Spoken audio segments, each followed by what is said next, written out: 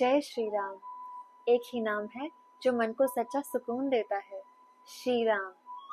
आइए शुरू करते हैं श्री रामचरितमानस का पावन पाठ।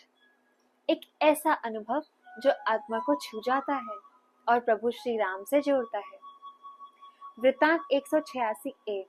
अंत तक कथा सुनिए और आध्यात्मिक आनंद का लाभ लीजिए। संत शिरोमणि गोस्वामी तुलसीदास जी आगे लिखते हैं, इन्हीं विलोकत अति अनुरागा, बरबस ब्रह्म सुखी मन त्यागा।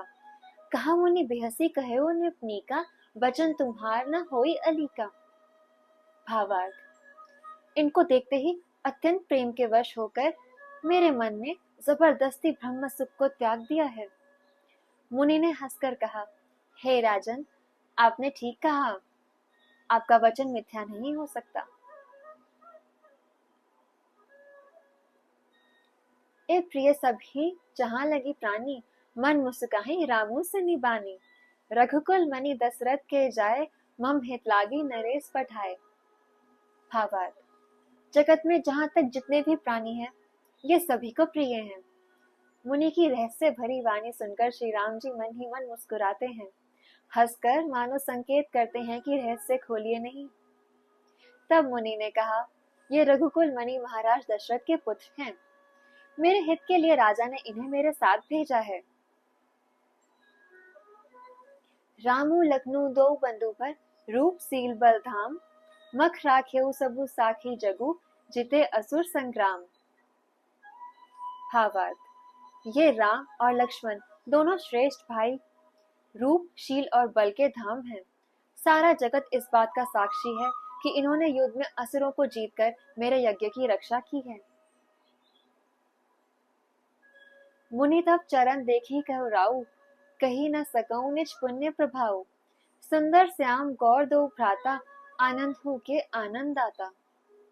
भावार्थ, राजा ने कहा, हे मुनि, आपके चरणों के दर्शन कर मैं अपना पुण्य प्रभाव कह नहीं सकता। ये सुंदर श्याम और गौर वर्ण के दोनों भाई आनंद को भी आनंद देने वाले हैं।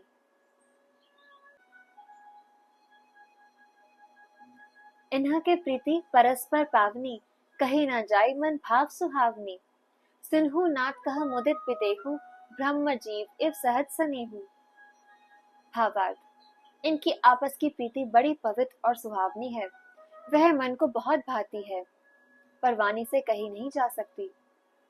विदेह जनक जी आनंदित होकर कहते हैं, हे नाथ सुनिए, ब्रह्म और जीव की तरह इनमें स्वाभाविक प्रेम है। पुनि पुनि प्रभु ही चितव नर नाहु, पुलक गात और अधिक उछाहु। मुनि ही प्रशंसी नाई पद सीसु, चले लवाय नगर अवनीसु। भावार्थ, राजा बार बार प्रभु को देखते हैं, दृष्टि वहां से हटना ही नहीं चाहती। प्रेम से शरीर पुलकित हो रहा है और हृदय में बड़ा उत्साह है।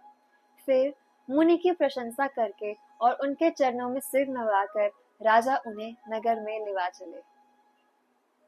सुंदर सदनु सुखद सब काला, तहां बासुले दीन भुआला।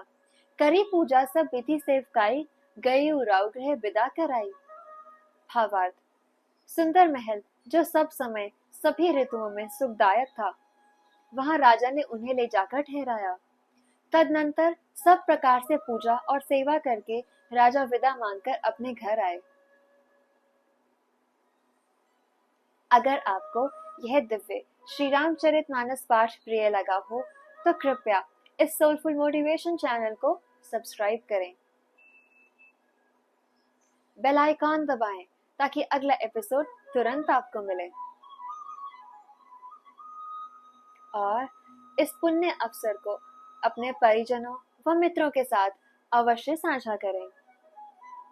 आपका एक शेयर भी किसी के जीवन में भक्ति की ज्योति जगा सकता है। श्री राम के पावन मार्ग पर चलें साथ मिलकर। जय श्री राम।